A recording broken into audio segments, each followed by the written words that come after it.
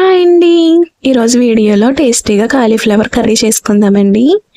దీనికోసం ముందుగా stove on చేసుకుని బాండీ పెట్టుకుని 2 స్పూన్స్ ఆయిల్ వేసుకుని ఆయిల్ బాగా హీట్ అయిన తర్వాత కట్ చేసుకున్న ఆనియన్స్, పచ్చిమిర్చి వేసుకుని కొద్దిగా సాల్ట్ వేసుకుని ఫ్రై చేసుకోవాలి.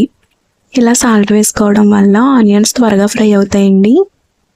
ఆనియన్స్ ఇలా బ్రౌన్ కలర్ వచ్చిన తర్వాత కట్ చేసుకున్న 2 టొమాటోస్ కూడా వేసుకుని కొద్దిగా కొత్తిమీర కూడా వేసుకుని టమాటో మెత్తగా అయ్యేంత వరకు మగ్గించుకోవాలి.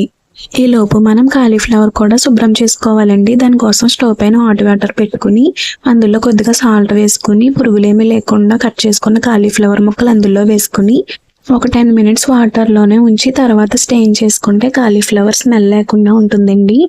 తర్వాత మనం కర్రీలో యూస్ చేసుకోవచ్చు.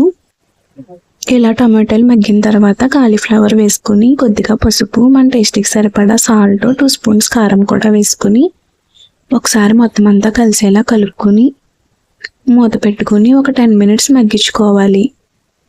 ఈలోపు కాలీఫ్లవర్లో ఉన్న వాటర్ కూడా వస్తుందండి. ఇలా రావడం వల్ల కాలీఫ్లవర్ గట్టిగా లేకుండా సాఫ్ట్గా ఉంటుంది.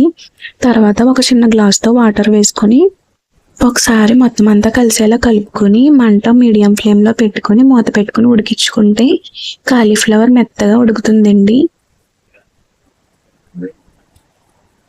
ఒక 10 మినిట్స్ ఉడికించుకుంటే సరిపోతుందండి.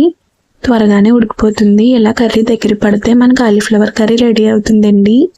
లాస్ట్లో స్టవ్ ఆఫ్ చేసే ముందు సాల్ట్ అడ్జస్ట్ చేసుకుని కొద్దిగా కొత్తిమీర వేసుకుంటే ఫ్లేవర్ఫుల్గా ఉంటుందండి. కర్రీ చాలా టేస్టీగా ఉంటుంది.